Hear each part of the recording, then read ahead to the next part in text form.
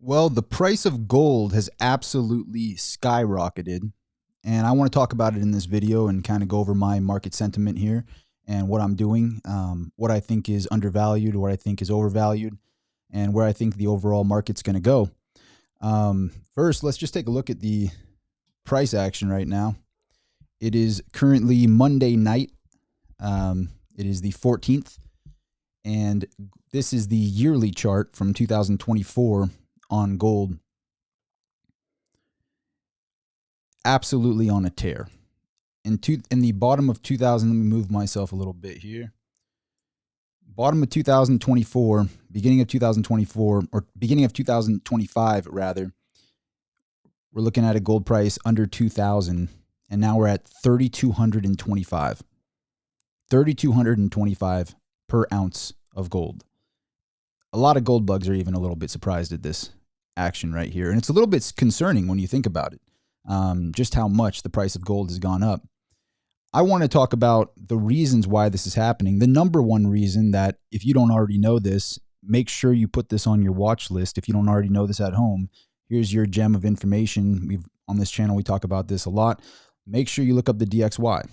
Make sure you constantly are watching what's going on with the dollar index, because the dollar index is the buying power of your dollar. And a lot of people forget to look at the price of gold.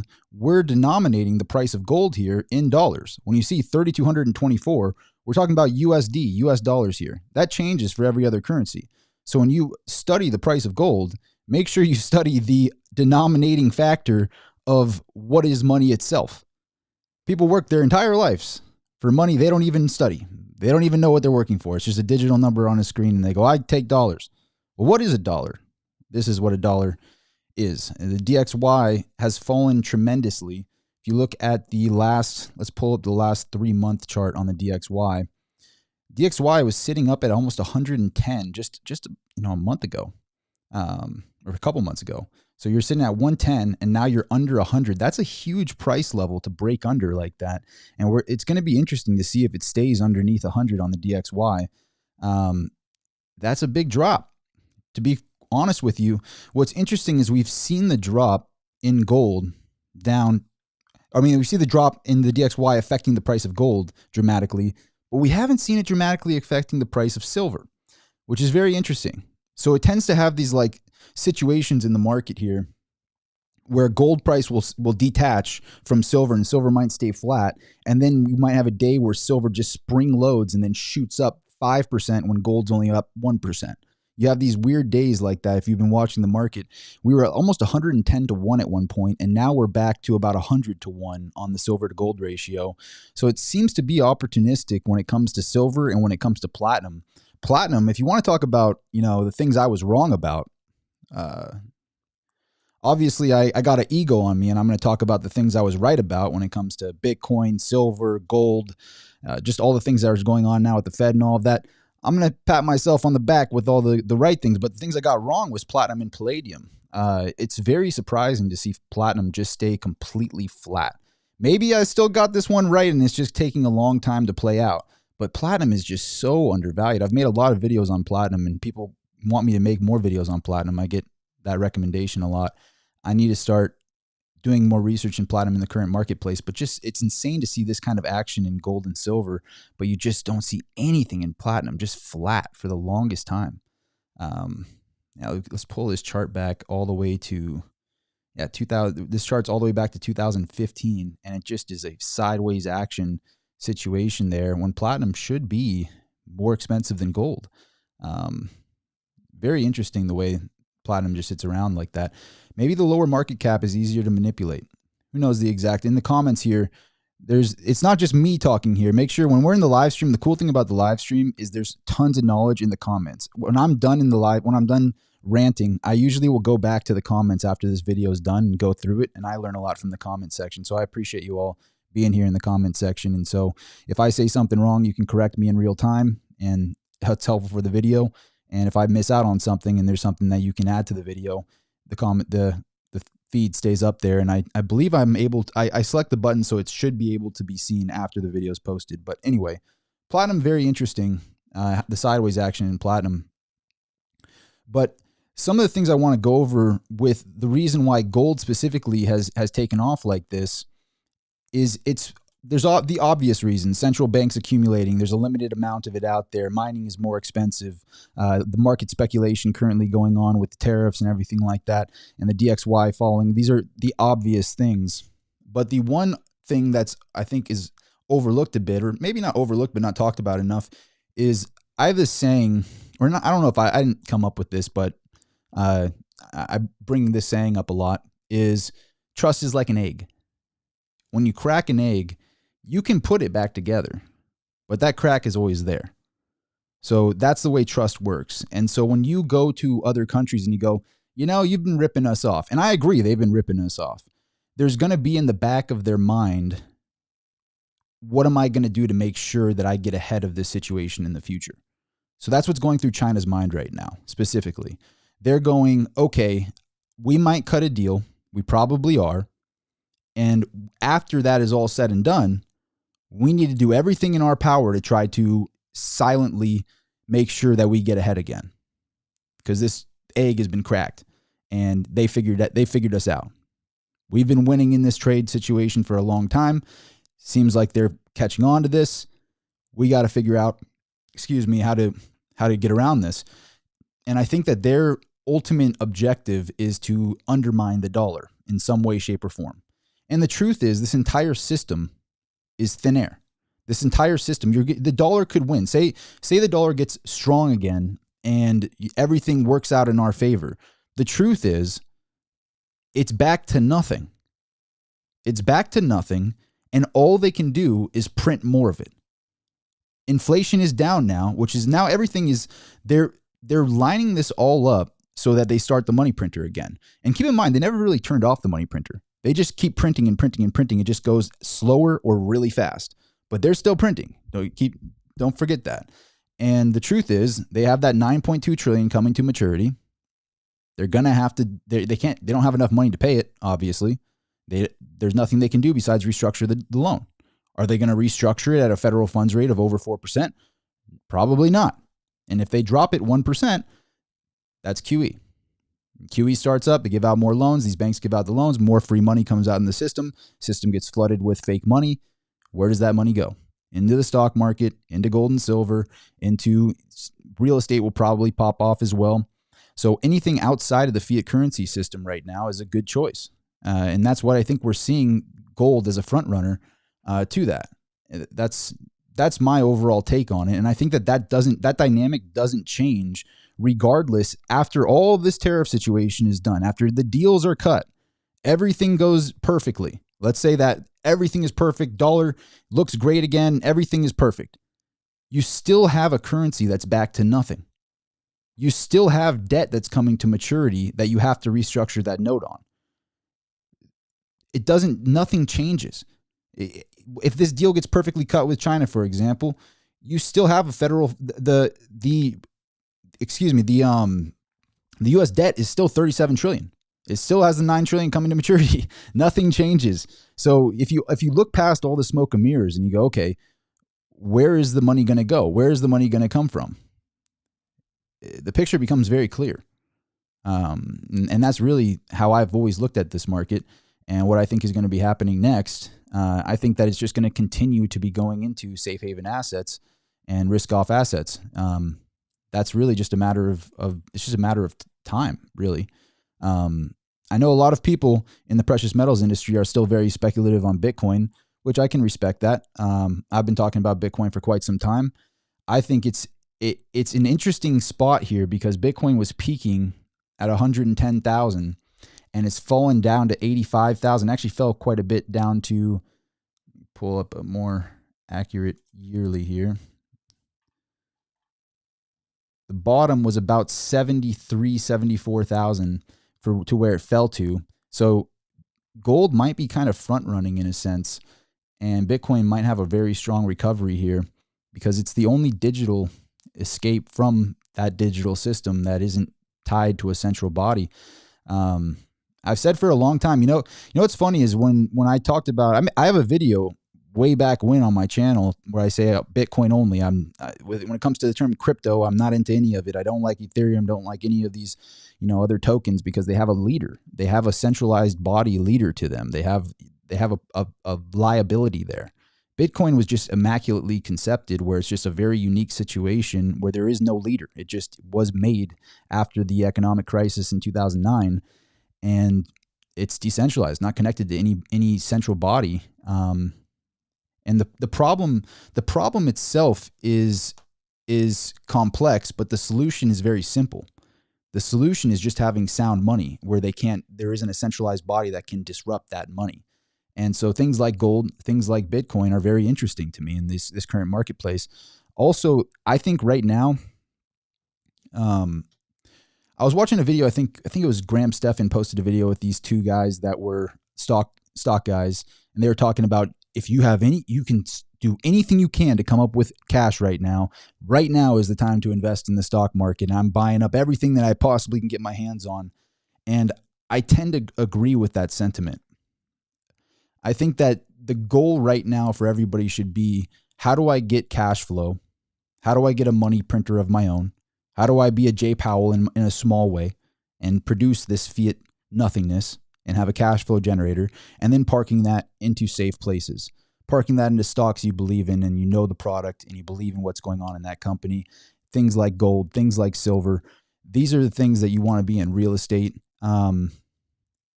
That's what's going to happen in this near future here. And really, I think the wealth divide is going to be very, very, it's just going to continue to get more and more dramatic. Even though I agree with the things that the Trump cabinet is doing right now, the problem is so dramatic that there's not really a solution in the near term. I think that it's going to be very, very, the reason why, for example, the reason why I haven't made videos in a long time is because I'm building my business. I don't like to be that person constantly shilling my product and stuff, but I've been building my business to, an 8-figure company. And the longer that you work on that type of a thing, you realize that it's really, really hard. But once you escape that rat race, right now is the time to do it. However, whatever your idea is to you watching this video, right now is the time to try to escape the rat race. Because if you get ahead, there's going to be a huge gap there between the haves and the have-nots. And that's just the way it is, unfortunately. It's going to get pretty dramatic, I think. That's just my overall opinion on it, because right now it's like there's not many people that are able to afford a house. And the thing is, it happens the momentum grows very fast when you escape the rat race. So when you say, for example, you pay off a house, now you don't have rent to pay every month. Now every dollar you put, you have more in your excess reserves to buy things like Bitcoin, to buy things like silver, to buy things like gold. And then you start escaping in a very dramatic way. The escape, it happens slowly and then dramatically. And then you just suddenly start compounding. And really that's the mission I'm on. Keep in mind, when you see this pile of gold, when you see this pile of silver in my videos, one, it's kind of clickbaity, but two, I don't come from money. So I'm building my own. When I talk in these videos, it's like I'm doing this right now to escape the rat race. I don't come from that background. So I'm looking at it as somebody that is currently in this process and how to escape from this current situation that we're in. And time is limited. So if you're watching this, figure out a way to get your money right and figure out a way to park it into these current places. But let's get to some of the comments here and let's chat a little bit. Blueface Yacht, that is correct. I feel like the vintage Rolexes are like, this watch wears like a much more expensive watch. It's an expensive watch, but it wears like an even more expensive watch, and they're limited. These are the types of investments I make. It's like I go into something. There's people that'll buy a brand new Yachtmaster or a brand new President. It's like the ones that they don't make anymore. You can get box and papers, and nobody wears that watch. I see everybody with a black President, or certain watches. But anyway, I like limited things. Like this gold bar, for example. This one, I'm going to post this on my Instagram soon. This is actually a graded gold bar from the 1960s, an actual Rothschild gold bar from the 1960s. It's the first one I ever seen graded. I couldn't believe I was able to acquire this one. So pretty cool. But I will post a photo on that on my Instagram. That actually might be auctioned on Mineral Exchange in the very near future. Vacation time. What is up? How are you, vacation time? We got Rob says, I don't like Graham Stephan. He seems like an okay guy. He's got a lot of ads and stuff, but he seems like a good guy. I was thinking Trump will have a new sovereign fund he created by DGT. I believe the best way to become wealthy is with cash flow from a rental property. And the way to compound, and then you can start leveraging it to accumulate more and more and more. But that's the thing is it's so hard to get to that first couple properties. I'm not even there myself. So it's getting to that first initial stage. And I hate when I see these mentors, or not these mentors, but these like gurus talking about, yeah, you just buy 10 properties and then you cash flow and make $1 million a year. It's like, yeah, buddy. All of us starting on zero, you got to get your credit right. You got to make sure you get your down payment right. You got to make sure you got your money right. There's a lot of things that happen before you get to that stage. The first million I'm in the compounding stage right now, but the first million is very, very, very hard. I had to put a lot of work in to get to that level. Then you get to that level and then you start compounding, and you got to make sure you do things right in that process. But when you start compounding, that's when you get to really escaping the rat race. But it's just getting to that first part is the hardest. So whatever you can do to get your first $100,000 together, I think that's what Charlie Munger said, that the first $100,000 is the hardest. I think it was like Kevin O'Leary talks about the first million being the hardest, but I think the first $100,000, when Charlie Munger brought that up, granted he was an older guy, I think that's a pretty good level to try to aim towards. Your first getting together. I think the best aim is trying to figure out a cash flow situation where you can make an extra $5,000 a month.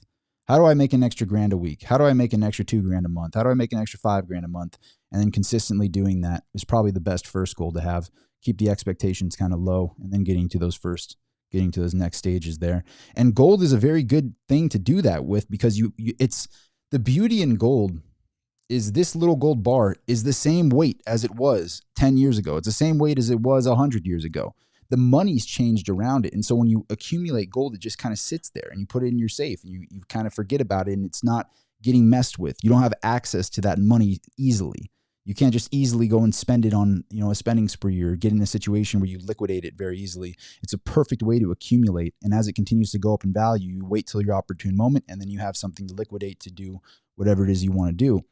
It's a very beautiful thing, and I'm very thankful that I was in that situation myself, where you constantly accumulate in metals. But overall, right now is really the best time to be trying to figure out how to escape the rat race. That is for sure. But let's get to more comments. Vacation time. He says, and you're out there shredding it up on the skateboard. I am. I recently just posted. It's the way I keep myself sane. Hang on, I'll show you. Here's my Instagram, and look at the amount of love. See this video right here? 3,600 likes. See this photo? 656 likes. I post a photo of me risking my life on a skateboard. 8 likes. Killing it. I'm killing it. You see this? Killing it. Girls are going to see that on my Instagram and be like, wow, this guy is popular. Killing it. Absolutely. Mad love on that one. Mad love there. But yeah, I skateboard to keep myself sane. If I don't, it's one of those things where I have that ADD brain that'll constantly be thinking about stuff. And if you do something where there's risk there, like people wonder why kids don't wear a helmet. It's because you have to hyper focus. If you have a brain that is always thinking about things and you're about to fall, and if your brain knows like, hey, this crazy chimp here, if he falls, we're breaking ourselves. We have to focus. There's nothing we can do but focus. We can't think about the price of gold. We can't think about what Powell's going to be doing. We got to think about just landing this trick. So when you're in this state of like bliss when you're skateboarding, if you have an ADD brain, and probably works with skydiving or whatever, adrenaline sport you do, it's really helpful. So for me, it's like, that's my way to have some peace. But I just hit the like button for the second time. I appreciate you, man. I appreciate you, Frenchie Roofer. The thing is, there's a lot of the original people on this channel from when I started it years ago. So it's really cool to see people in the comments again. Really, I like doing these live streams just to chat with you all. 2.5 times less gold to buy a house compared to 25 years ago. Great store value. You're exactly correct, Wesley. And it's more than that. It's more than just the value of it going up, or the value of it rather maintaining itself and going up at the same time. But it's just a matter of, hey, I've saved up 10 grand. Okay, I'm going to buy myself this 100 grams of gold. Boom, put that away. Hey, I've saved up another 10 grand. Boom, I'm going to put that away. And you just kind of like out of sight, out of mind. And you keep stashing it, keep saving up. And you have this store of wealth outside of the crazy systems at hand. And there's some sort of peace in knowing, like, I know where my capital is. I have access to that capital. Other people don't control my capital. So many people overlook that. It's like even for example, like when I go to my bank and I'm like, you pay me very little interest on my capital and you hold the hundreds of thousands of dollars of mine. And it's like, where is this? Where is this money? Where I worked really hard for that. Where is it? Oh, it's there. Where? When I log on the screen, these numbers here, this is, I believe this. I'm supposed to look at these numbers on this screen here. And maybe I accidentally, you want to know how the good thing about my skateboarding photos on Instagram is if you know I'm posting skateboarding photos and you know I'm still skating, you know I haven't been cloned yet. That is how you know. If I start talking about like some very crazy, like I just don't sound the same or something, somebody has tampered with me, I won't be able to skate anymore. So that's how you know it's still me. But the thing is, it's like, how many people look at their phones and go, where is this money? What is it? Oh, it's FDIC insured. What, by the company that's 37 trillion in debt? That company is insuring it? Yeah, up to $250,000. Okay, what if I have more than $250,000? Well, you should see the way the bankers answer that question.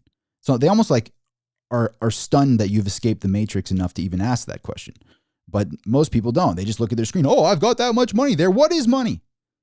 What is it?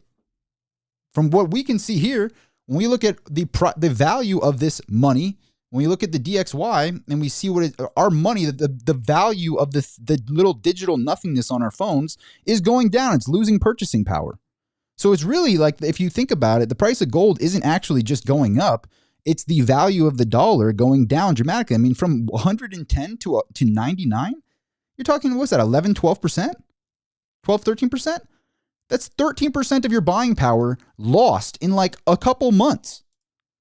That's just crazy. Am I correct on that? You guys tell me if I'm not correct, but that's insane to think about that. Okay, your buying power, they're talking about, oh, inflation's, dropping down in value. The purchasing power of the instrument you use has lost 12%.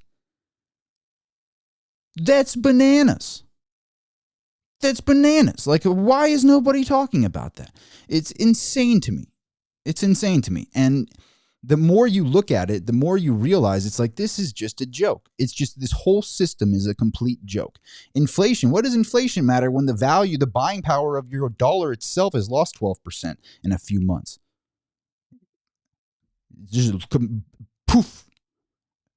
Crazy to think about in those terms. There's so many different, aspects of what's going on right now. And really all it comes down to is, if you're one of the people in this live stream, I think there was 75 people in here. I appreciate you all being in here. You're ahead of everybody in a sense, because most people they're just on their hamster wheel working for dollars, and they don't even know what it is. They don't teach it in school. They don't go, hey, what's a dollar? They don't tell you. We're just believed, oh, that's money. Money's money. No, it's not. It hasn't. This is a very new time where we have had digital money for a very short period of time, actually, in the scale of, our existence. This is a very, very new concept, and we're in uncharted territory where you have a fiat currency system that has somehow managed to get to where it is without collapsing yet. I mean, it's insane to think about how far they have managed to get this crazy system to where it is today. And once you finally escape that and you realize what it is, you go, oh my, I got to get out of everything to do with this. I have to keep a certain amount of dollars in the bank because I'm running my company. But at the same time, it's hard to trust that system. It's hard to want to stay in cash when you know what's going on. And really, it doesn't matter how perfectly they execute. The only way the current cabinet, and the only way Trump can get out of the current system is if they decide to back the money to something. If they decide to go, hey, our money's back to Bitcoin and gold now, or money's, something along those lines, That's the only way to escape it, and I highly doubt that they're going to do that. They would have to. It would be something that's down the line, maybe 5-10 years. I think once things stabilize and money starts coming in from tariffs and things like that, then you can start considering changing things up in a dramatic way like that. But that's really the only solution to this system. And until you see that, and if they do that, the price would absolutely go bananas. The price of gold would be like $50,000 an ounce if they did that. So it's like either way, you want to be in that ahead of time. And again, trust is like an egg. So when you start competing in an economic front, every one of these countries that's opposing us is going to be trying to do things to undermine the dollar. That's why it was interesting. Back not very long ago, Trump directly attacked the idea of the BRICS nations. And that was pretty interesting to see him go so direct about it. I could try to look up the quote, but I'm sure a lot of people saw it. Let me see, Trump tweet BRICS nations.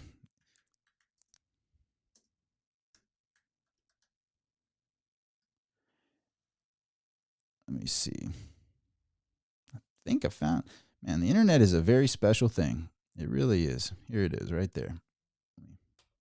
I'm starting to relearn how to do my live streaming and stuff in real time. So this is the idea that the BRICS countries are trying to move away from the dollar while we stand by and watch is over. We require a commitment from these countries that they will neither create a new BRICS currency nor back any other currency to replace the mighty US dollar, or they will face 100% tariffs, ironically what China is facing right now. Keep in mind this tweet is from November 30th, 2024.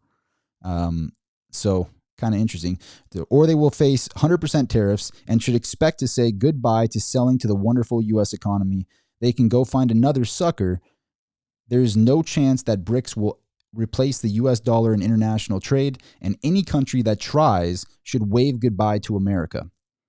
Pretty heavy, reply there. I mean, that's like as direct as it can be. That's the thing about Trump. He's no BS. This guy does not hold back at all. He just goes straight for the gusto. This right here isn't exactly the Chinese way or the art of war way. This is just being very direct and saying, if you try this, this is exactly what is going to happen. And that was pretty strong. I'm curious what you all think in the comments of that. But when I read that, I remember that's just as we're talking. Look at that. Peter Schiff commented on that. What did Peter Schiff have to say? He goes, you have a relationship backwards. The BRICS nations are the suckers for accepting our fiat currency for their real consumer goods. We get actual products that make our lives better, that lack the capacity to produce ourselves. All they get in return is our inflation, which is true to a regard. The problem is what Peter's not bringing up is that they are looking to undermine that. We like taking advantage of that. And that's what Trump is saying there. He's like, we like the situation of the dollar being strong and having control of everything. They're trying to get rid of that, which I don't think that's so. Peter's correct, but he's also not understanding what's being brought up there, I guess, in a way. But that's interesting. But overall, it's like that dynamic there makes these other countries think to themselves, they go, okay, well, what are we going to do now? What are we going to do? Okay, well, we can silently buy gold. We can silently buy Bitcoin. We can silently buy things outside of that system and then accumulate those and de-dollarize our countries, which is what China has done and what Russia has done. And they're doing everything in their power to undermine it without directly going after it, in a sense. And really, I think the race is going to be on. As soon as like major countries start announcing like we're buying heavily into gold, we're buying heavily into silver, we're buying heavily into Bitcoin, whatever it might be, there's going to be a major race there because it's going to undermine the entire structure. Keep in mind, the dollar is the winner of the losers. These are all losers here. This is all thin air currencies. The yen, the yuan, the ruble, the euro, especially the euro. The euro is like, anyway, all of them are nothing burgers. The Australian dollar, all of this is back to nothing. It is thin air trading against thin air. That's why the currency trading system, it messes up my mind. it's hard to even think about it, because when you finally understand what's going on here, you just go, it's all fake. Everything is fake. It's all back to nothing. And when you talk about, oh, well, it's backed by the might of the U.S., military, we all can destroy the world. So that argument is invalid now. So I don't understand that argument, quite frankly, when they go, okay, when there's, like, for example, like, we have the best fighter jets in the entire world. I forget the F, somebody in the comments can say exactly what the fighter jet is, but we have the best fighter jets in the world. When they launch a drone, that fighter jet gets murked. No chance against a drone, because it has to be human operated and it can't compete with a drone. So it's the way the world is operating right now. It's like, we can't say that the dollar's backed by military force. That doesn't work anymore, unless you're talking about taking over or being in charge of, like, smaller countries. But when it comes to superpowers, we have to have peace now, which is something I respect about Trump, actually. He talks about that all the time. Like, they're all talking about global warming, this and that. I'm talking about world warming. I'm worried about the world being, ended by the craziness of what's going on today. And he doesn't get enough respect for that. The guy really is a peacemaker.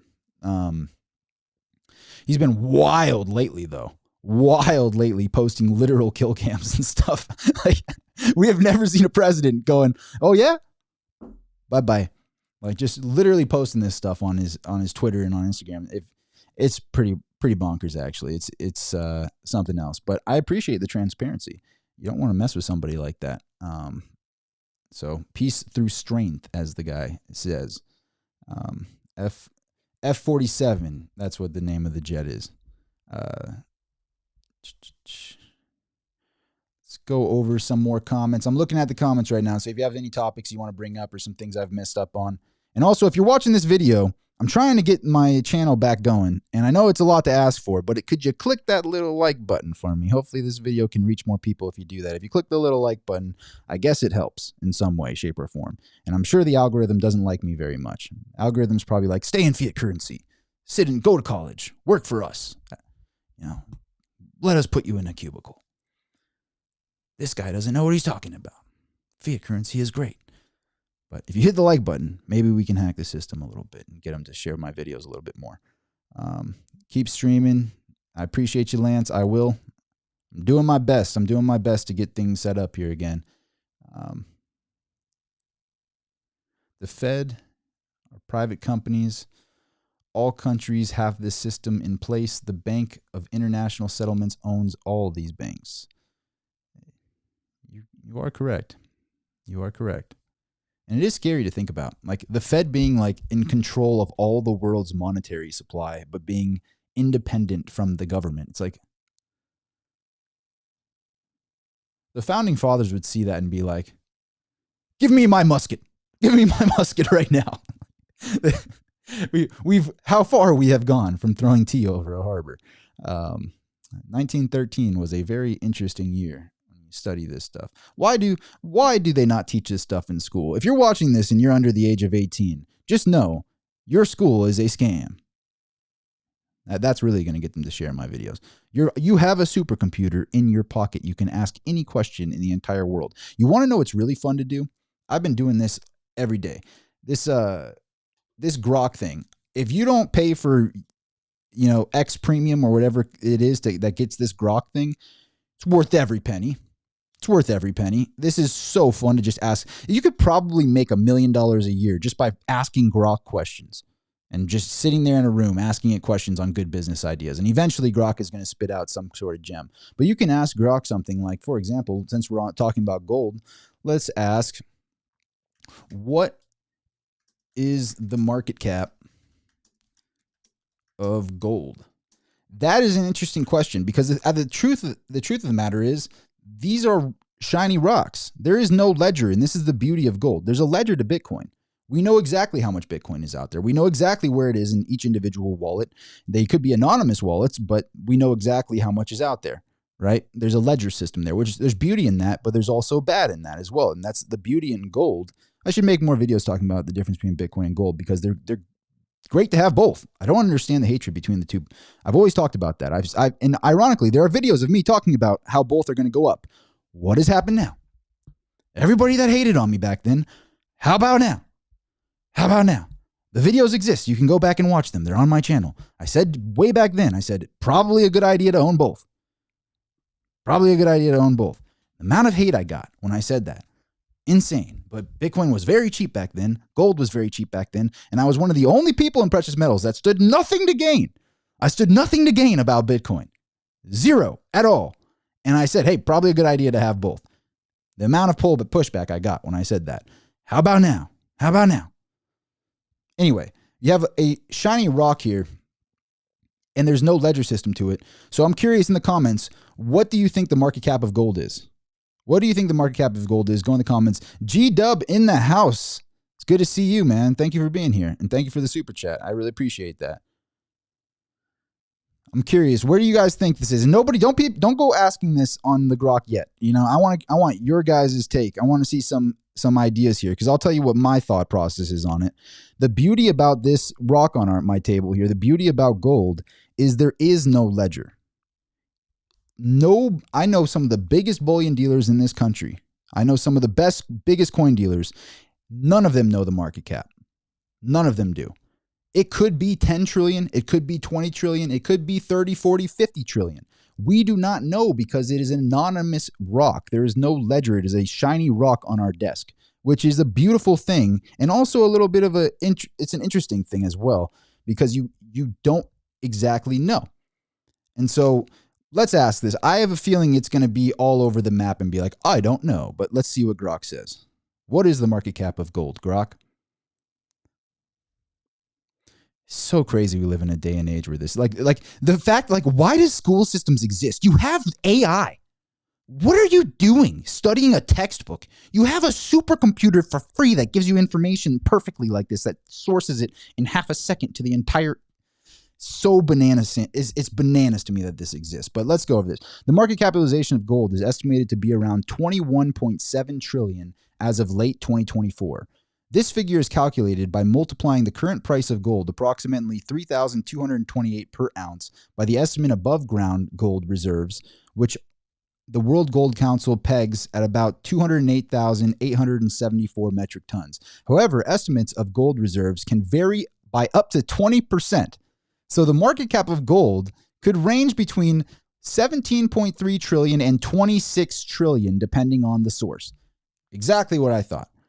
You have a $10 trillion range, according to Grok. So nobody really knows what the market cap is of gold, but it's in the tens of trillions. Let's just say that. But that is one really interesting aspect about gold, because it could be a good and a bad thing. It's a good thing in that it's anonymous and nobody really knows, you know, what you got, how much is out there. No one truly knows. But at the same time, how much is really out there? How much does China actually have? How much does Russia really have? Nobody really knows. How much is in Fort Knox? You know what's crazy? You know something crazy? They got real quiet about that Fort Knox thing. They were real amped up. They were real amped up about that. And it's just like Epstein. Like, nobody, where are we going? What happened here? We were just talking about that, and we were really excited about seeing what was in the Fort Knox, and then they just stopped talking about it. Did you find out that there was nothing there? And you're like, oh, let's talk about tariffs now. What happened? I was really excited. Everybody was amped up about that. Anybody in the comments know what happened there? I was really excited about that. Tim Dobbins. Tim, what is up? Oh, Bite Hunter. Long time no see. G-Dub and Bite Hunter. These are the OGs of this channel from like years ago. I really appreciate you all being here. Thank you so much. And I appreciate the super chat from both of you. That means a lot to me. Bite Hunter says, should I buy a 3,500 euro gold chain or stock and hold? I would want to know how much you make. I mean, you don't have to share this, but in that question, I'm going to put on, hang on, I'm going to get my Dave Ramsey, but doing better than I deserve. I would want to know how much you make on a monthly basis and how much you have saved.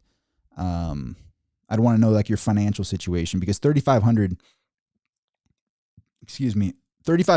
to me, anything under 10,000 to me personally would be better served building a business of some kind, some sort of way to make an income of some kind. That's just my honest take. Just like I talked about Bitcoin when I had nothing to gain about Bitcoin way back when. if you're talking about 10,000 or less and you don't have a consistent 10,000 coming in every month, I would be trying to multiply that through a business idea of some kind.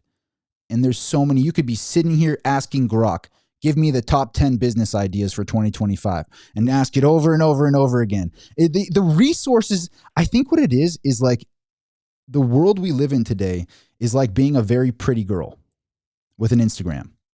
And I will elaborate.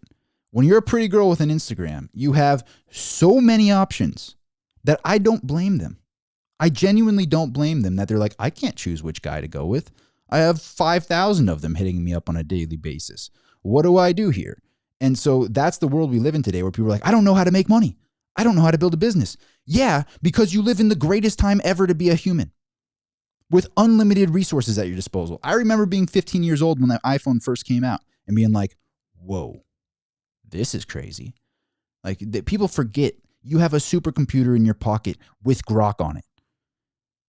Make millions of dollars. Figure out a way. You can figure it out. If you genuinely want it bad enough, you can figure it out.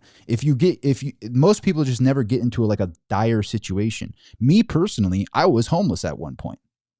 I don't really care to like want pity about it, but there was a point in my life where I was dead broke and all I could afford was an office building. And I lived out of my office building to build my company. Once you hit that certain spot, you got to go, there's only one way up. And if you focus in on what your resources you have available to you, you have a lot of them. If you have just like $2,000 at your disposal and you can afford an iPhone with Grok on it, you got a lot of resources. Like, you got a lot of resources right there. But that would be my first situation. So Bite Hunter has gotten back. I like this. I'm going to put on my Dave Ramsey hat. For all I don't know much about, being Dave Ramsey, but I'm trying my best. Bite Hunter says I get 9,000 to 10,000 a month. Oh, okay. Well, if you're in that situation and say your overhead is 3,000 to 4,000 a month, and you're looking to invest, say, 3,500 of that per month, in this current marketplace,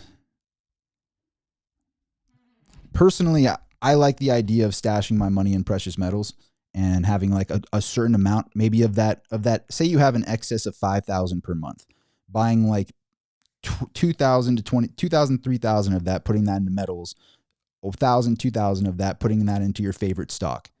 And I know a lot of people will say buy the index funds. I think that's for wimps. That's just me personally. I like to buy things that I genuinely believe in and I know the product myself and I want to get a big multiple on my return. I don't believe in a 401k. I don't believe in sitting for the long term. Like, I don't like IRAs or 401ks or any of that. I just want to buy the thing that I think is going to go up and I want to go directly into that. For me specifically, the only stocks I'm interested in right now is MicroStrategy and Tesla. Those are the only two that I'm personally interested in right now. So maybe if I'm describing my play right now, it would help in this question is I own a Tesla Model S Plaid. That car is bananas. The car's bananas. Like, I'm not a tree hugger person. I'm not a person that's like, oh, electric cars, I need to have an electric car. The full self-driving, I genuinely thought it was going to be a party trick when I bought the car. I looked at it and I went, okay, in this price range, 1,020 horsepower or whatever, and it's a good sell. And I got one of the chargers in my garage. If you don't have a charger in your garage, probably not the best idea to have a Tesla. But if you have a charger in your garage, it's amazing.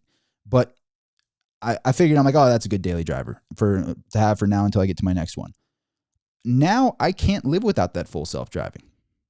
It's so good. It's not cruise control. This is its car drives itself. I say, go to this destination, and it opens my garage for me, pulls out, closes my garage for me, and then just drives to this destination and parks itself.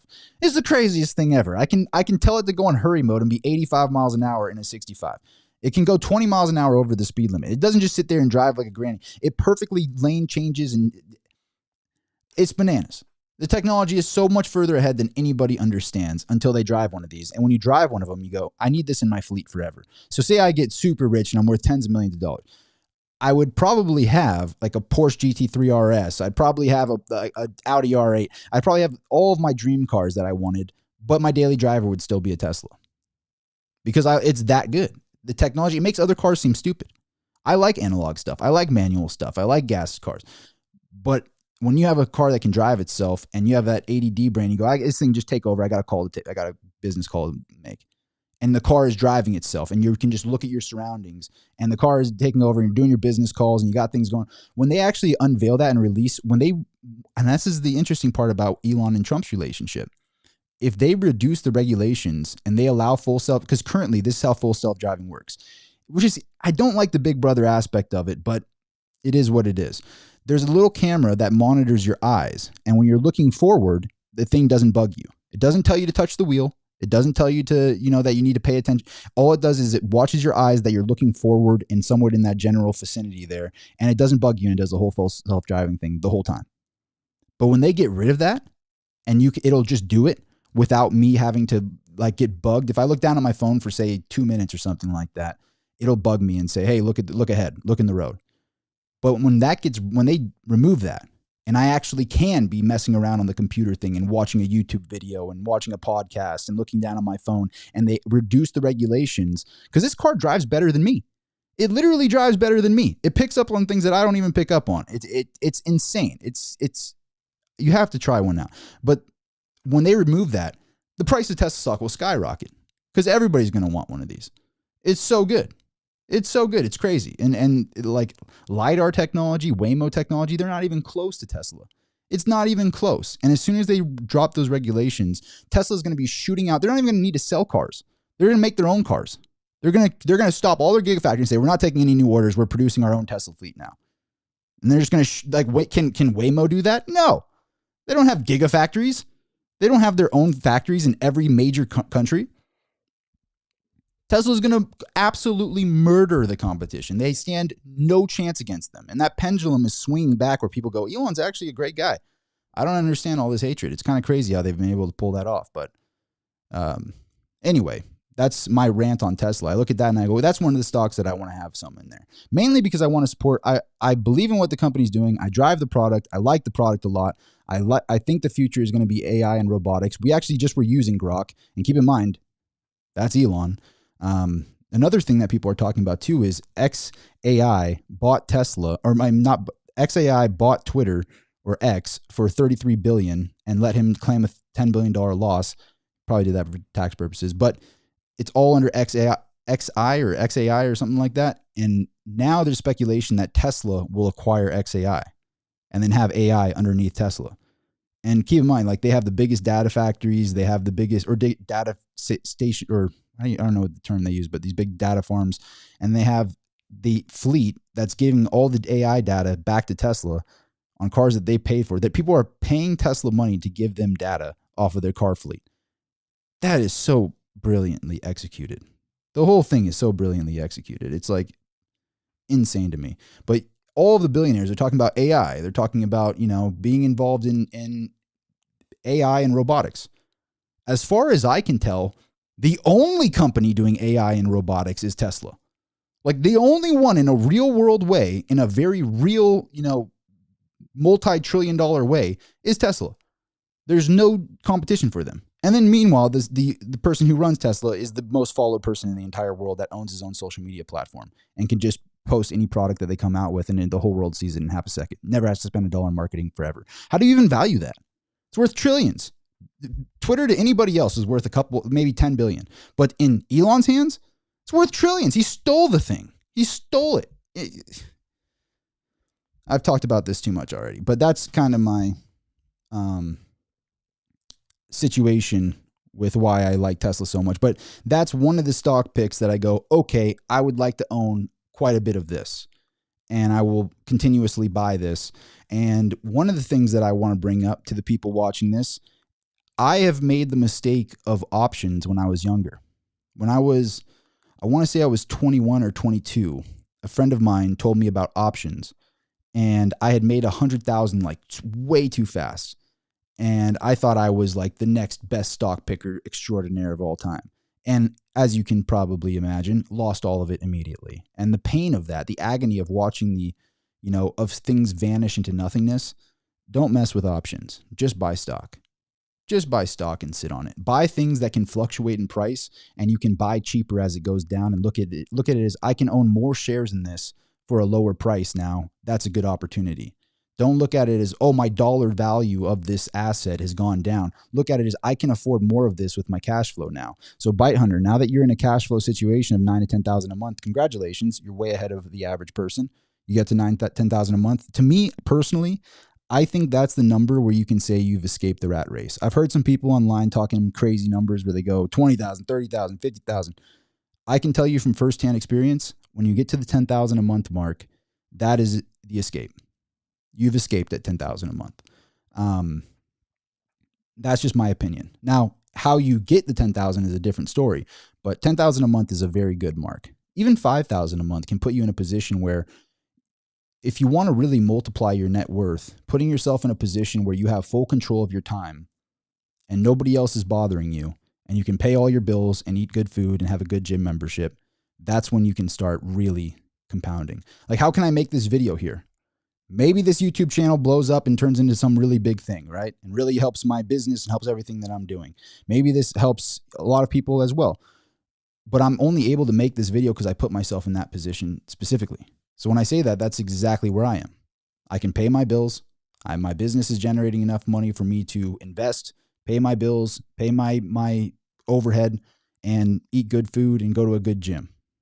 I'm in that position right now, so I can make this video. And this video might compound into a bigger thing, which when I say might, I should put in the universe will. You know, I should tell the universe will. And hopefully if you hit the like button, it will. But if you don't want to do it, fine. But if you do it, maybe this will happen. But putting yourself in that position is how things compound. So once you get to that state, when you get to that 10,000 a month mark, being smart with your capital and making sure all your overhead is paid, keep your overhead low, don't live beyond your means, and then start thinking of ways, how do I compound into a bigger thing? But I hope that's a very long-winded way of answering your question, Byte Hunter. I ramble a lot, but I hope that helps in some way. That's my Dave Ramsey approach. I don't know if Dave Ramsey would appreciate my thesis on that. I think Dave Ramsey doesn't like gold, which you were wrong about that. Look at the price of gold, Dave. How's that, Mr. Ramsey? I won't kiss your butt. You did very bad on that one. You told everybody to sell their gold and they like tripled. But anyway, and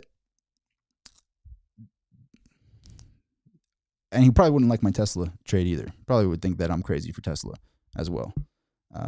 Hey, I appreciate it. Take the power back. Hit me with the like.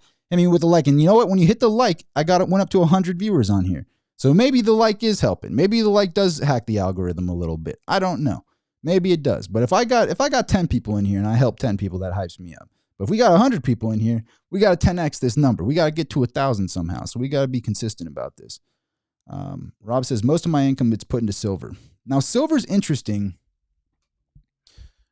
I think we should ask Grok a few more things in this live stream. So come up with some ideas in the comments on things we should ask Grok and talk about it with Grok. That should be a whole category. I'm going to do that a lot in my videos because I think that's fun. Ask AI something. And use Grok too. Don't use this ChatGPT. I don't like ChatGPT. I don't like the Sam Altman guy. This guy seems like a scammer. I don't like Sam Altman at all. I trust Elon on that one. Like, how do you start a nonprofit, turn it into a profit, and tell everybody you weren't going to profit, but you really were going to profit? I don't like that guy. But anyway, let's get to silver really quick. What is the exact silver to gold ratio? I believe it's 100 to 1 right now, but let's calculate it. And gold's on a tear still up. Insane. It's crazy that gold just keeps tearing up now at 32.28. Well, let's do an exact calculation here. So let's put in 3228 divided by 32.3. 99.9. So we have a 99.9 silver to gold ratio right now. 100 to 1. 100 to 1. That's pretty bananas. That's pretty out of whack, and that's usually a very good sign. I mean, when it was up to 110, it was getting pretty obvious there. And I even talked to a couple bigger clients of mine that are big silver bugs and talked to them about it, and they all agree that it's like when you're in a situation like this, when gold detaches and shoots up and silver stays flat, you kind of develop a coil there. And if you're a trader, it's kind of an opportunity to leverage yourself that silver's going to pop there. But when you see a situation where the silver to gold ratio gets to, like, say 110, there's going to be either gold going down or silver has a dramatic pop to catch up. That's what's going to happen. If gold continues to keep going up like it is now at 18, keeps going up, there has to be somewhat of a pop there in those other metals. So you kind of develop a spring, and that's usually an opportunity zone. And when it was at 110 to 1, as we remember just recently, that was an opportunity zone. And this is where that opportunity zone was. We can go back on the chart with silver here. And when you saw silver plummet down to 28.20, I think that's when I was making a couple videos again. Fell down to that certain level. And this right about here was when it was about 110 to 1. You see that coil started to get tight, and then it popped up big from, 28 to 32 is a solid $4 movement. That's a solid jump right there. And you might see more of that happening where it keeps getting coiled up and then it needs to catch up to gold. And the thing is, I don't see any sign of gold slowing down. And the fact that the DXY has fallen underneath 100 is, how long ago was it since it's been under 100? Pull back the 1 year. Yeah, even so back here it got to 100, but it didn't actually cut through 100. It's usually been a support point. Back in September of 24, you got to that 100 mark, but it was a support point and it shot back up. We actually cut underneath 100, and it's been falling. It actually had a deep cut down to about 99, trying to recover here, but it's still, well under 100. Let's pull back this DXY chart. Yeah, this is pretty rare, as you can see. The last time it was under 100 was in 22, and that's right after the pandemic and all of that. So let's go to the 5-year maybe here. Let me tighten this chart up. Hang on. Can I make myself smaller? I don't know. I'll get better at this live stream thing as we go along. And also, how's the quality of these live streams, by the way? I want to make sure that the mic quality is good, audio quality, video quality. Let me know if it's not good. I made sure that the internet's hardwired, so that should help. Made sure I pay for fancy internet services, so hopefully we don't have any problems with that. But this is interesting to me to look this up in real time. So the last time it had fallen underneath 100, or was underneath 100, was back in April of 22. So you're talking 3 years ago. But that's a very clear down pattern here. And just as of recently, to fall that far, there's something to be said about that. And if it continues to, say it falls down to the prices here in 2021, or to the low point here, like 89, 90, gold could be 4,000 an ounce. Because we're talking about the instrument. When you look at 3,200 on the price per ounce of gold, this is the instrument you're using to measure to get to that price. This is your denominator here. As that denominator goes down, it's going to take more of it to buy that, and you're going to see the price continue to skyrocket. It's kind of concerning, actually, when you see the DXY falling like that and cutting through this is obviously a very key point. Last time it hit there, it recovered very fast. But this time, they're still in speculation situations here. They're still in the tariff talks and all of that with China, and there hasn't really been a real resolution yet. So we might see more pain here. It's interesting. It's interesting. But that to me tells me that we're going to see more detachment of gold, and we're going to see more detachment in Bitcoin. And I think could very easily get back to all-time highs. But the thing is, it's like, why not own all of it? I never understood the logic behind what people would tell me about. Like, I'll just for the video here, I'll tell you the difference between Bitcoin and gold and why I've always said to own both. Keep in mind, I don't care if you own Bitcoin. I don't care. Do it, don't do it. I don't care if you own gold. Do it, don't do it. It's up to you. But I'm just going to give you my 2 cents. And I understand I will say this. I understand the difference just as well as anybody in that space, because I've studied Bitcoin well over 10,000 hours at this point. Same thing with metals. And the truth is, no matter how I frame it, I cannot digitize gold, period. Full stop. Peter Schiff is so wrong about this. It is foolishly wrong about this. You cannot trust gold with a custodian. Do not give your gold to a custodian. The only time you can do that is say you wanted to really leverage it to get a loan against it. and you could really trust that individual that's giving you a loan against your as collateral, and you're using it as some sort of collateral situation there. But just to outright trust somebody to hold it is insane. To say, I will take a digital number for my real thing. I have the real thing here. And keep in mind, this just this right here. This right here is about $35,000 worth of gold. You can easily own gold, all right? You can easily have it and store it yourself. People tend to think it's like some big amount of stuff. This is 35 grand roughly. Just this little thing in my fingertips here, all right? You can own your own gold and you don't need to have any custodian holding it. Full stop. When they talk about digitizing it, it's a fool's errand because the last person to digitize gold was the US government and they stole it.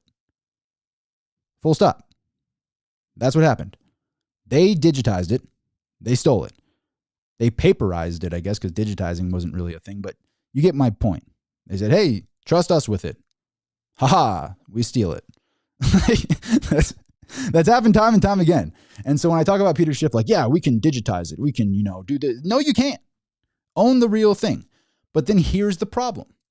You go and you have this in your pocket and you want to fly to Dubai.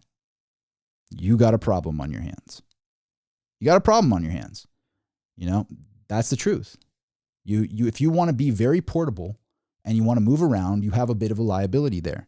So the benefit is you have an anonymous, valuable rock that you can keep custody of and nobody can take it from you. And it's not in the digital realm. You have the real thing. That's your benefit. And that's why I think it continues to go up. I don't think that changes. The problem with that is no matter how I spin it, no matter how I shape it, I have a liability on my hands.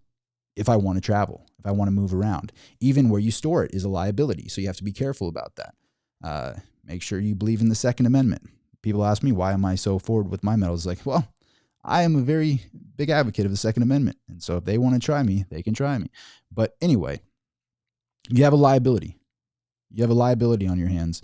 And with Bitcoin, you have something that you can have 12 words in your head and you can literally go anywhere in the world with all of your asset. You could travel around anywhere and have full custody of this bank in your head. And most people, they don't understand it. They just talk crap about it, but they don't actually study the system and play with the system and get a little device, get your little 12 words, learn how it works. I'll make more videos on it, but there's plenty of videos out there, and play around with it. Throw $100 worth of Bitcoin into different wallets and bounce it around. Play with the system. It's just an advanced wire transfer system that you have full custody of. It's very simple, really. And so no matter how you spin it, that's a beautiful thing. To be able to have digital asset in your brain that nobody can have access to other than you. And if something happened to you, it's gone, period. Unless somebody finds your 12 words. That's beautiful. That's a very elegant thing, if you think about it. And nothing else can do it like Bitcoin, period. So they're both beautiful in their own way. And there's multiple reasons to own both.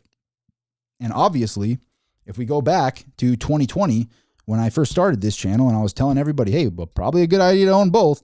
Let's go back on Bitcoin. Where was Bitcoin in 2020? Oh, was it 6,000, under 10,000 in 2020? Interesting times. Even all the way when it shot up to here at 65,000 and then it fell down. Oh, ha, ha, Rob's an idiot. Oh, look at how stupid was Rob. Oh, whoa, what happened there? But that's what happens when you own these things outside of the dollar, right?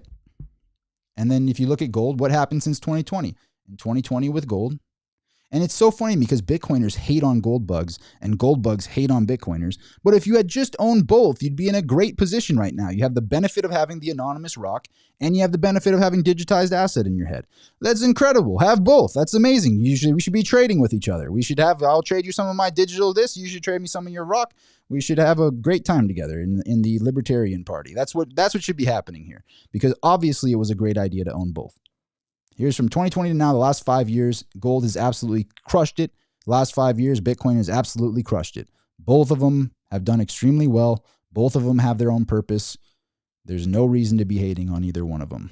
That's my take on it. And it still will be my take and always will. That's how I think. I think gold will be more stable. That's how it is. Until they break the internet, somebody says. If they broke the internet, we have much bigger problems on our hands. Much bigger problems. But also, the nodes would still exist. The way Bitcoin is designed on the blockchain system, there's thousands of nodes around the world, maybe hundreds of thousands of nodes that have synced the entire blockchain already.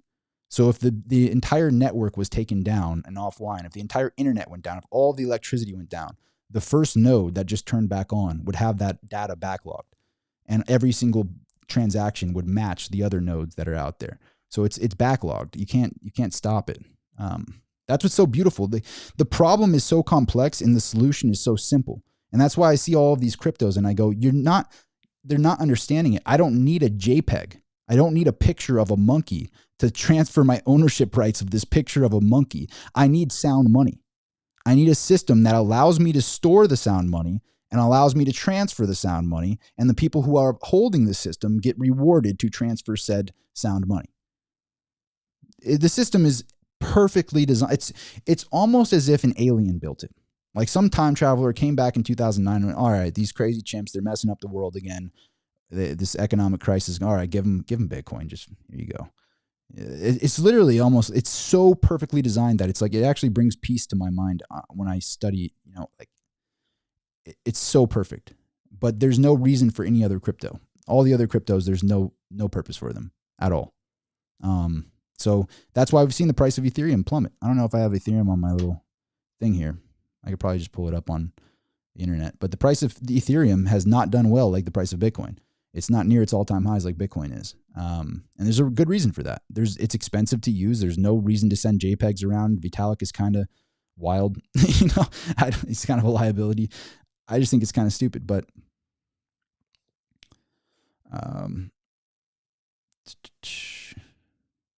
Deeps, you're exactly correct. Anybody that's reading that comment from Deeps is exactly correct. That is the benefit and the problem. So that's where gold has the advantage. You have the anonymous ledger factor with gold because it's just a rock. There's no technology here. There's no ledger. It's just a rock. That's beautiful. But at the same time, if you really want to have a perfect sound money system, you got to have a ledger of some kind. You have to digitize it in some way if you want a perfect sound money system because our world is digital. You can't go, we're not going to get to a point where we go, hey, here's my ounce a month for rent. I don't see it getting to that point. I see it being a store of value that you can then leverage upon, but I don't see it being the actual instrument itself other than a large scale barter, which is still very beneficial. Like say you buy a house, you buy a car, large scale barter between people, gold will still happen. But I think that you need to digitize it in some way. And there isn't a way to digitize it without trusting a central body, which usually steals it. So that's where the benefit, that's why I have both. It's why I've always said it's a good idea to have both. It's a very clear, simple reason. You need something in the digital realm and you need something in the physical realm. And then also there's people that only like gold and don't like silver. It's like, why not have both? Probably a good idea. Build a business, get some cash flow, buy both. There's people that only like real estate and don't like gold. It's like, why not both? Maybe I'm crazy. I don't know. That's how I've always looked at it. Could you have picked a faster horse in the race? Yes. But would I have slept? Like, for example, with Bitcoin. In 2020, looking back on it, it was obviously a faster horse in that race because it was down at 4,000 or 5,000 or whatever, and now it's 85,000. That was a much bigger, 15x return, 10, 15x, 20x return, something like that. Obviously, that was the faster horse there, but I wouldn't have slept well at night. I couldn't have had the conviction in it to put my entire net worth in that in a similar way like I did with metals. With metals, it's a much bigger deal to triple or double a huge amount of money than it is to make 10x on a small amount of money. There's people that'll take a screenshot and boast to you about how they had an options trade that they turned 1,000 into 10,000, and they go, "Oh, I'm the man. I made $10,000 off of 1,000. Here's my 1,000x return, my 10x return." Nobody's as good of a trader as me. And then there's a very wealthy person that made 5% on $1 million holding. Made 50 grand on a 5% movement because they really had something stable and they could put that kind of capital in the trade. And that guy who made $50,000 off of a 5% movement sees the moron that made $10,000 off of a very risky trade and goes, he'll lose it to me eventually. Eventually, I'll sell him more of those options. The house always wins. The house always wins. There is no easy route. And if it comes easy, you lose it easy. So continue to accumulate the things that are going to go up and have large amounts of things that you truly believe in. I think I have more conviction in Bitcoin now than I did back in 2020, 2021. But still, I don't have the stability that I have in gold and silver. I don't have that ability to have major conviction in something. And when you have major conviction, making 100% on $1 million is a lot bigger than making 10x on 10 grand. So that's something to consider as well. Real wealth moves large quantities of capital in small amounts, and that's how you really compound and make real money. But that's my thoughts on it. Bite Hunter, I appreciate the other super chat. Says, would it be okay to put gold in a safe deposit box at the bank? I'm afraid someone might steal it if I leave it at home.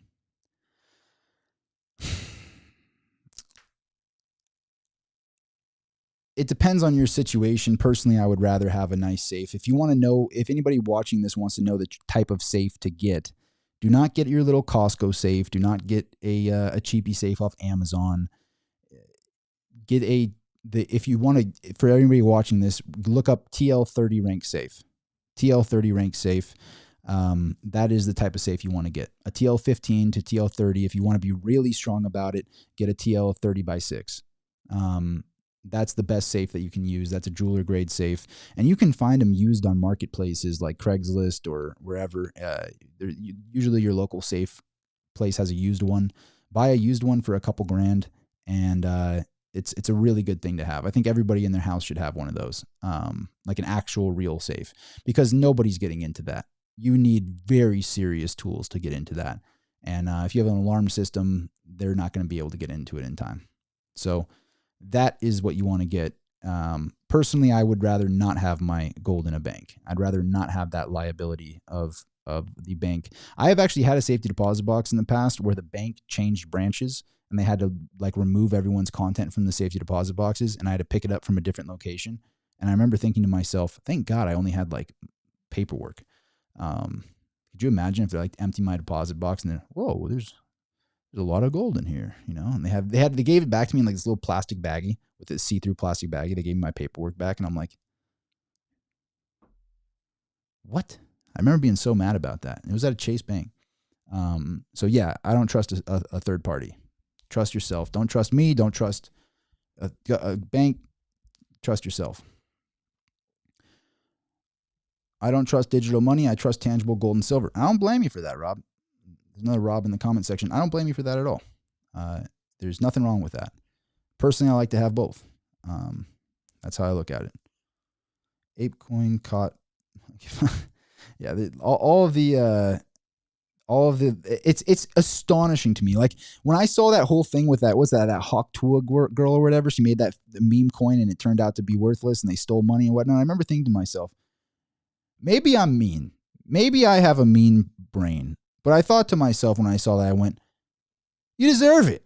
You deserve it. You do not, you are the exact epitome of that saying, a fool and their money is parted soon. Like that, they deserve to lose their money. You put your money in a Hawk to a meme coin from some chick that blew up for talking about, like, human stupidity is very, very rampant.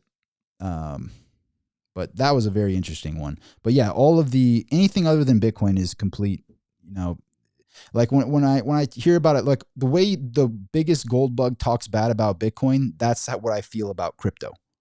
I feel that way about crypto. The only thing I'm interested in is Bitcoin because that's the only one. I don't care about any other one. I only care about Bitcoin because that's the only one. And once you realize that and you study it, you go, okay, now I understand it a little bit better.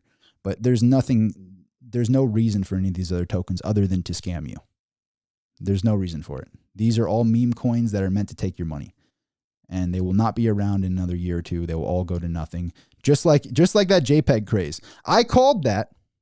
I will be on it. I will pat my ego on the back because if you watch my channel back then and everybody was talking about their JPEGs, they were all talking about how great this ape was or this, monkey coin or whatever it was. Like there was the Ape Yacht Club thing.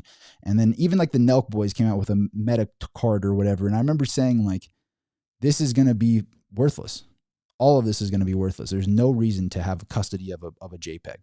There's zero reason for that. I can take a screenshot and have that JPEG on my phone. Oh, you have custody of it? Doesn't matter. It's not in the physical realm. And sure enough, all those are worthless now. Pretty much worthless. I don't see nobody's talking about the NFT market anymore. Zero. Every single one of Gary Vaynerchuk's little NFTs, worthless. Goes to show you. Thought that guy was a nice guy, huh? Nope. Nope. He jacked you. Nope. If somebody has something to gain, they will exploit you. And he's one of the people that exploited people. But back to Byte Hunter, I'd take custody of your stuff. I'd find out a way to take custody of it. If you live in a situation where, you don't feel safe with it at your place, I don't know what to tell you. But personally, I would rather have custody of it. But there's a lot of people that trust, having a lot of money at the bank. There's people that do that. Me personally, I'm not one of them. I would rather not.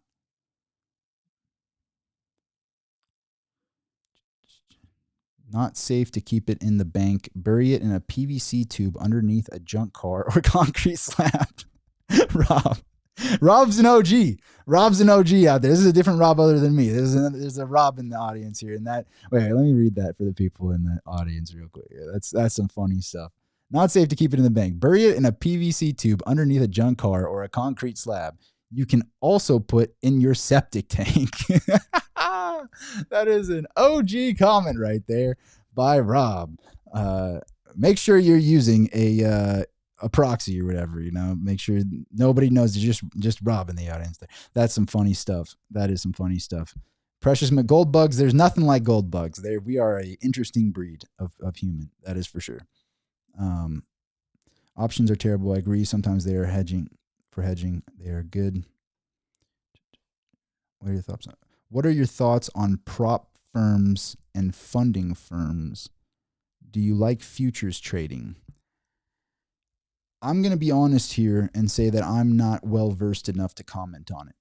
Personally, I don't like the idea of like this get rich quick type stuff.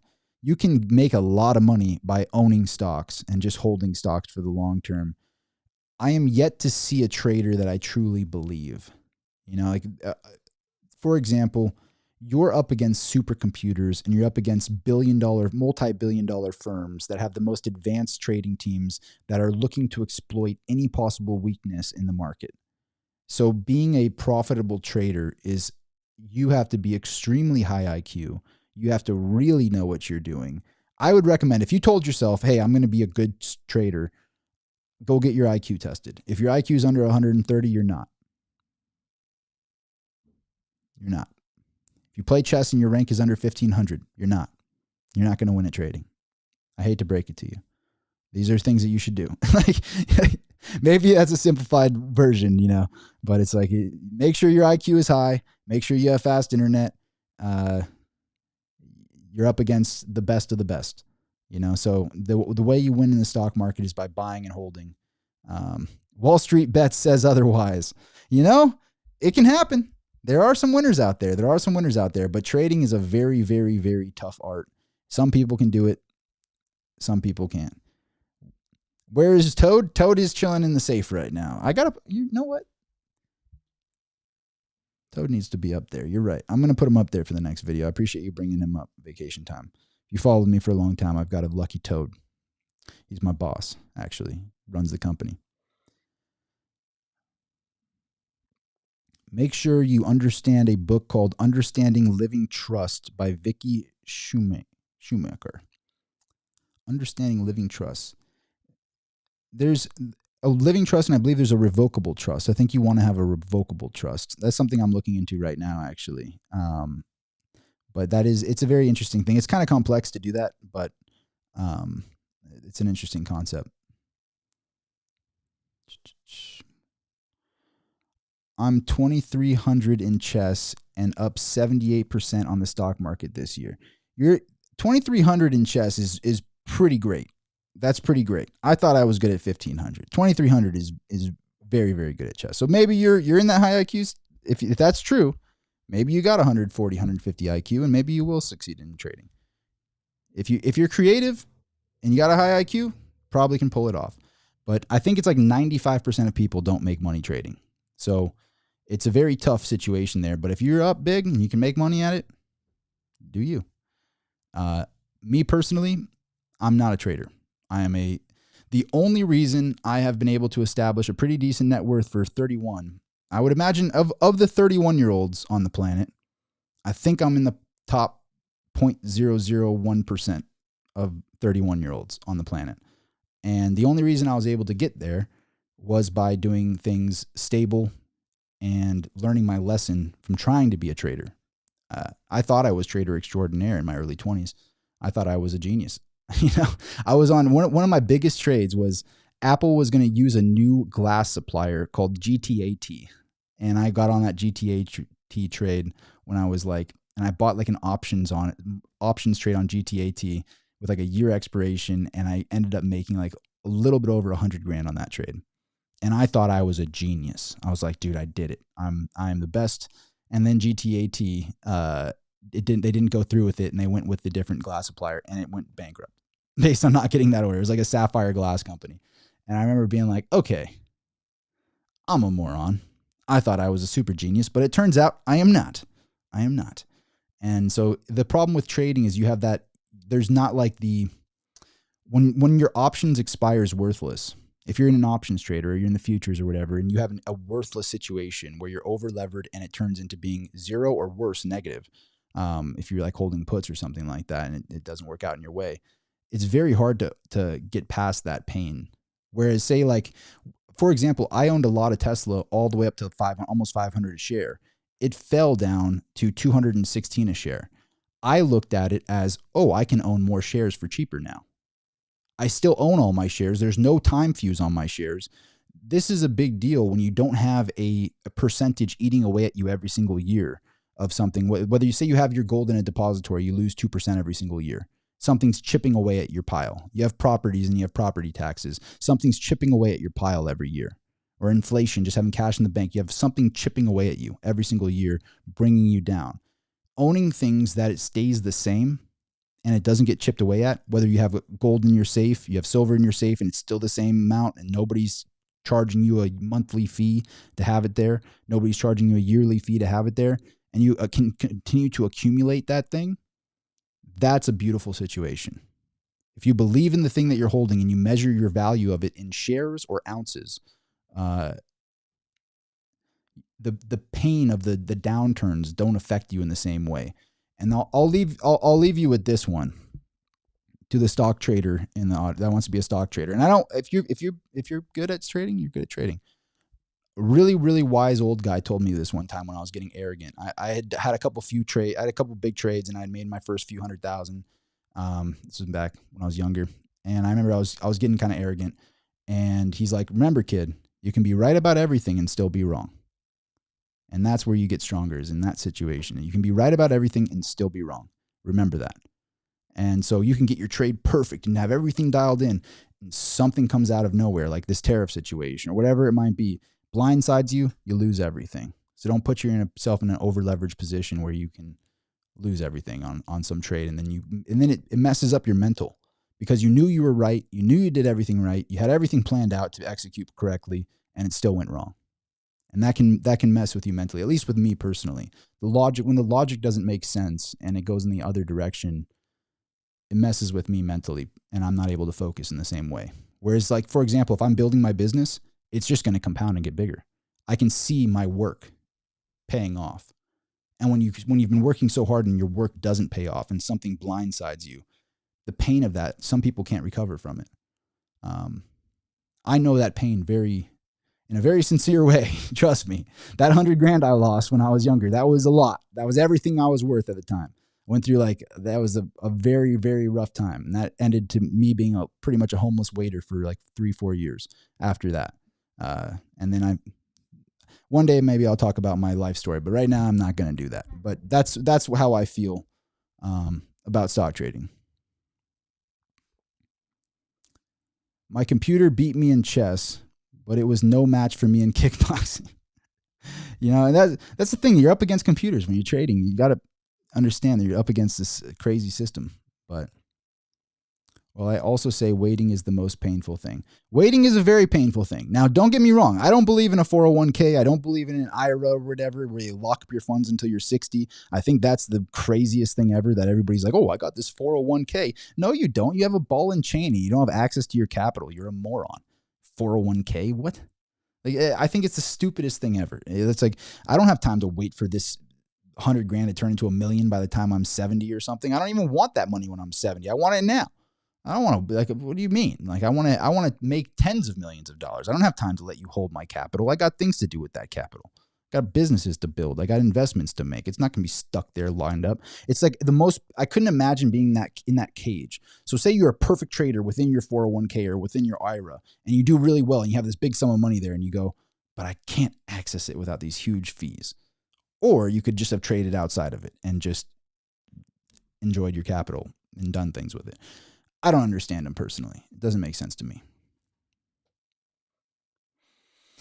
Learning how to build a house from the ground up with your own hands is a great career path if you break out on your own. That's probably a great idea, but probably a learning curve there and some capital needed. But anyway, I have rambled for about an hour and a half. I wanted to come on here and do a little live stream talking about gold price and talking about what I think of the markets and everything. And I tend to ramble on these live streams. So I appreciate you all being here. Just go back really quick before we end this live stream. Yeah, the DXY is still well under $1, and gold is up $20 again. So I mean,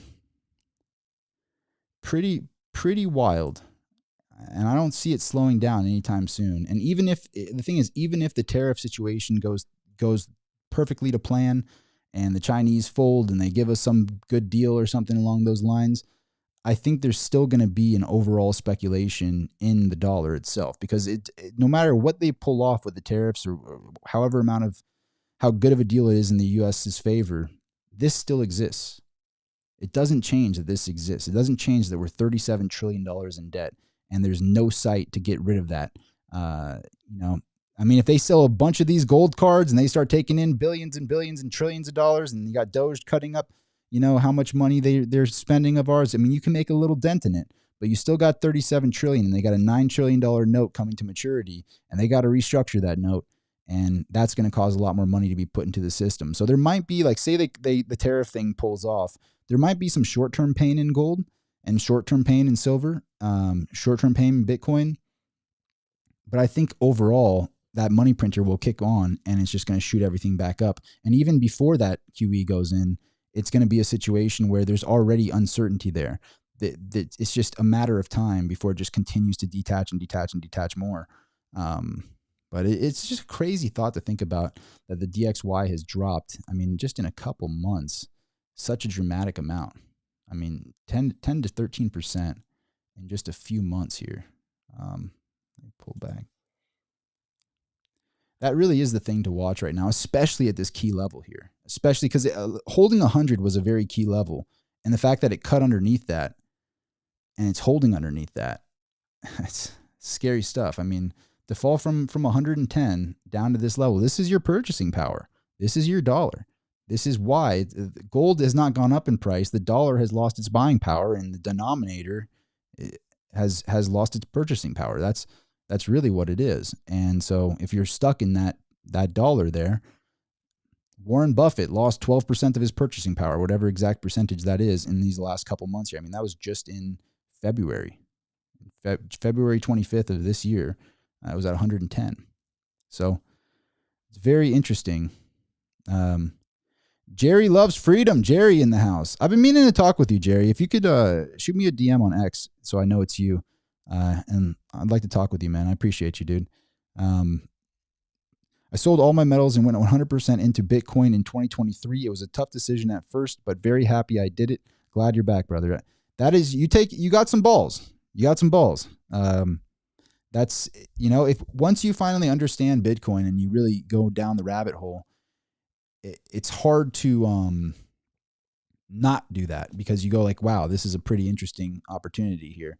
Me personally, I think focusing on cash flow and putting it into all of that, putting it into gold, silver, Bitcoin, having all of it, I think it's a great thing to have all of it. And obviously, time has shown that it's a good thing to have all of it. Now, if you're really looking to compound and you want to take a big risk, you do what Jerry did, and respect, and my hat's off to you, Jerry. You know, it's if you did that in 2020, I didn't have the courage to do that in 2020. I bought a decent chunk then, but I didn't have the courage to go all in on it. I believed in, you know, being diversified, but if I had, it was the faster horse in the race. We have to be honest. In the precious metals community, you got to be honest that made a bigger multiple from 2020 until now. I mean, it had a bigger multiple. There was more risk involved, and there still is more risk involved because you're talking about a very volatile situation here. But as it becomes to maturity, it's a very interesting situation. And quite frankly, I would not want to have none. I think it's foolish. To me, I think it's foolish to have none. Some people think it's foolish to be all in. I think it's foolish to have none. I'd have anxiety if I had none because I believe so much in what it's doing. But if you look at this is the last 5 years in Bitcoin. It's hard to deny that. It's hard to deny that it went from 5,000 in 2020 to 85,000. You know, you have to, yeah. And gold in the same time period, you're talking, this is well over a 10x. This is, 5,000 to 50,000 is 10x. So you're talking another, that's 15x, 16x? 16x is what you're talking about in that time period from 2020 until now. And then gold in that same time period did very well, was much more stable, didn't have the same kind of volatility. But if you look at 2020, the same time period was about 1,200, in the 1,200 range. So you're talking about, roughly a 3x. Roughly a 3x for gold in the same time period that Bitcoin had a 15x plus. So something to be said there. Now, I don't know if it's going to do that. Now it's at 85,000, so you got to go quite a bit to do that again. It could have been an opportunity at that time, but there's something to be said there about it being a faster horse in the race. Me personally, I can't be all in on it. I believe in having all of it, but I don't like when people don't show the facts. That's the facts.